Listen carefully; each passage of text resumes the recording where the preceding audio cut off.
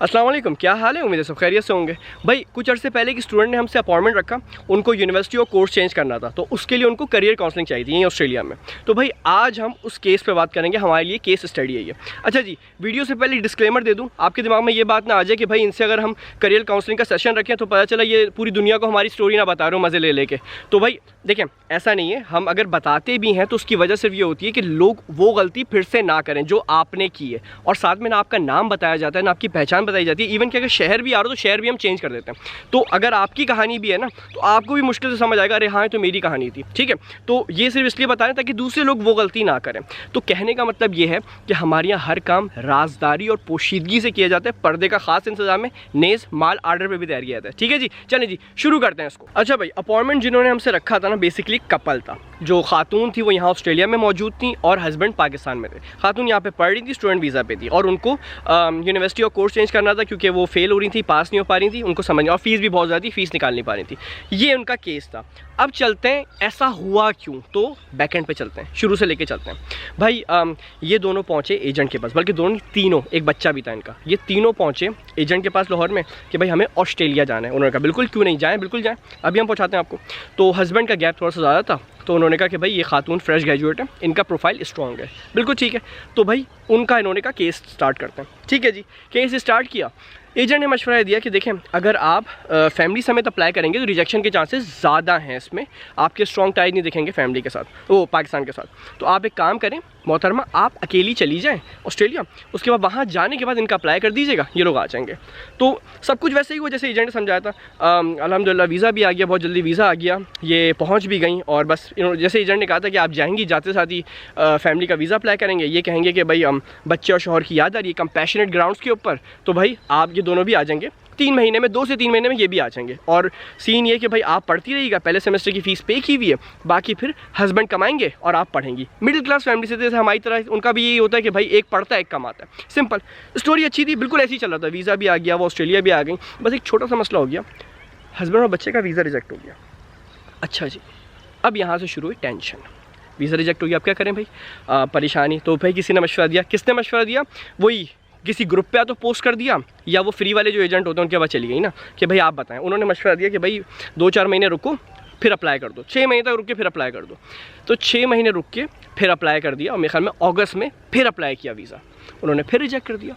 और रिजेक्ट किया, उन्होंने कहा भाई बात सुनो, तुमने तो अपनी एसओपी में लिखा था कि भाई शौहर को नहीं आना, शौहर का बिज़नेस है और बच्चे का कोई सीन नहीं है, बच्चा बड़ा फिट है, शौहर के साथ बहुत दिल लगी है बच्चे की, मेरा कोई ऐसा सीन नहीं है, मैं आराम से पढ़ूंगी। तो आपने एसओपी में लिखा है ये, उन्होंने ये रिस्पॉन्स में दिया।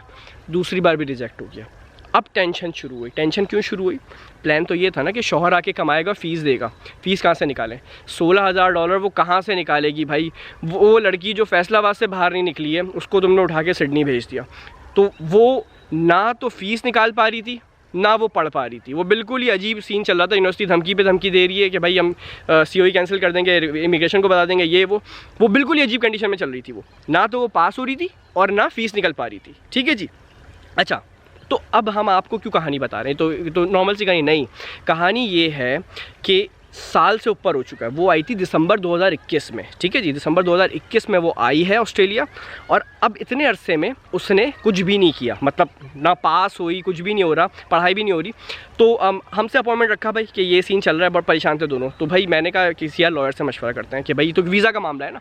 तो हमने लॉयर से मशवरा किया, उन्होंने कहा भाई अब पढ़ाई मुकम्मल करवाओ, 2 रिजेक्शन लेके बैठ गई है, पढ़ाई मुकम्मल करवाओ और उसके बाद TR पे बुलाओ, TR पे ईजिली आ जाएंगी। तो यही मशवरा अगर ये पहले किसी से पेड अपॉइंटमेंट ले लेते तो हो जाता। नहीं, मुफ्ते वाला सीन चल रहा था ना, हमारी आधी आवाम को हमारी अपनी करियर के बारे में मुफ्त में जो ये इनको मशवरे चाहिए होते हैं ना। तो अब यहाँ इन्होंने लॉयर को $200 दिए तो उसने मशवरा दे दिया, ठीक है, बात तो ख़त्म हो गई। लेकिन अब मसला आ रहा है हस्बैंड का। वो कह रहा है यार साल से ऊपर हो चुका है, बच्चा है मेरे साथ, मैं हूँ, तुम वहाँ पे क्या कर रही हो? और तुम कह रही हो कि पढ़ाई कंप्लीट करो, तुम्हारी पढ़ाई अभी 2 साल और लगेंगे पढ़ाई कंप्लीट होने में। अगर तुम अभी भी कॉलेज में भी एडमिशन ले लेती हो तो 2 साल लगेंगे पढ़ाई कंप्लीट होने में। मैंने उसका कॉलेज में एडमिशन तो करवा दिया, कॉलेज में किसी सस्ते कोर्स में एडमिशन तो करवा दिया मैंने, लेकिन उसमें भी 2 साल का कोर्स है भाई, वो तो जल्दी भी कर ले, 1.5 साल और लगेगा। वो पैनिक होना शुरू हो गया। वो कह रहा है यार एक काम करो, अब वापस आ जाओ, तुम वापस आ जाओ। ठीक है जी, कोई बात नहीं। ये अटक गई, ये कह रही नहीं मैं वापस नहीं आ रही, अब इतना पैसा लगा है, इसमें से आधा पैसा मेरे अब्बा ने भी दिया है, तो मैं पैसा ज़ाया नहीं कर सकती, ऑस्ट्रेलिया में फिर लोग थू करेंगे मेरे ऊपर, तो मैं तो नहीं आऊँगी। तो अब बात पहुँच चुकी है तलाक पे। तो मैं जिसने कुछ महीने पहले ये अपॉइंटमेंट शुरू लिया था इनका करियर काउंसलिंग के लिए कि भाई आप कौन सा कोर्स लें, आपने आर्टिफिशियल इंटेलिजेंस पढ़नी चाहिए आपको, या फिर आपने साइबर सिक्योरिटी पढ़नी चाहिए, या वेब की तरफ जाना चाहिए। अब मैं उनकी अम्मा से, उनकी नंदों से बैठ के बात कर रहा हूँ, नहीं आंटी लड़की अच्छी है, ऐसा ना करें जज्बात में, या मैं उनके शौहर से बात कर रहा हूँ, या मैं लड़की को समझा रहा हूँ भाई घर मत तोड़ो चली जाओ, मैं ये इस चक्कर में लगा हुआ हूँ, मेरा ये हो गया। तो इसलिए मैं आपको कहानी बता रहा हूँ। हम हंस तो रहे हैं अभी, लेकिन ये जिसके ऊपर गुजर रही है उसके बारे में आप सोचें कि क्या गुजर रही है। और ये कोई नया वाक़या नहीं है, ऐसे बहुत केसेस हैं भाई, भरे पड़े हैं केसेस, सिर्फ लोग बताते नहीं हैं, अपने मसाइल आपको बताते नहीं, तो आपको इसलिए पता नहीं है। तो हमने क्या सीखा इससे? हमने 2 से 3 चीज़ें सीखी। सबसे पहले तो भाई ये सीखा मैंने कि देखो आप, अच्छा एजेंट ने ना गलत मशवरा नहीं दिया था, बाकी रिजेक्शन के चांसेस ज़्यादा ही थे अगर पूरी फैमिली आती है, लेकिन यार नेपाल, बांग्लादेश, श्रीलंका, इंडियंस भाई वो सारे कपल की सूरत में ही आते हैं, सब कपल की सूरत में आते हैं। यहाँ पे सिंपल सीन होता है, शौहर का कमाता है, बीवी पढ़ती है, बीवी अच्छे से पढ़ लेती है, वो अपनी PR की तैयारी करती है, शौहर कमाता रहता है, सुकून की ज़िंदगी गुजरती है। तो भाई फैमिली को लेके ही आओ ना। हमारे मैक्सिमम क्या होगा, चलो अगर आप फैमिली के साथ अप्लाई करते हो, मैक्सिमम ये होगा रिजेक्ट हो जाएगा वीज़ा, सब साथ ही रहो ना। ऑस्ट्रेलिया में कोई ऐसा भी नहीं चल रहा ना कि बस एक बंदा निकल जाए सबको बुला लेगा, ऐसा नहीं होता यार, ठीक है। तो इतनी आग भी नहीं लगी हुई पाकिस्तान में, माना कि हालात ख़राब है मुझे पता है, पर इतने भी हालात ख़राब नहीं है कि यार तुम अपने बीवी बच्चों को या शौहर बच्चों को, फैमिली को छोड़ के निकल जाओ और यहाँ पे घर तबाह करवा दो। तो यार ये ज़रूरी नहीं है। तो हमने सीखा ये कि भाई साथ अप्लाई करो। नंबर 1 तो ये भाई साथ अप्लाई करो, क्योंकि ये जो केस देखने के बाद तो मैं तो अब किसी को मशवरा नहीं दे रहा कि भाई अकेले अप्लाई करने वाला, मैक्सिमम क्या होगा रिजेक्ट हो जाएगा, कोई मसले की बात नहीं है। नंबर 1 तो ये। दूसरी चीज़ ये करियर काउंसलिंग।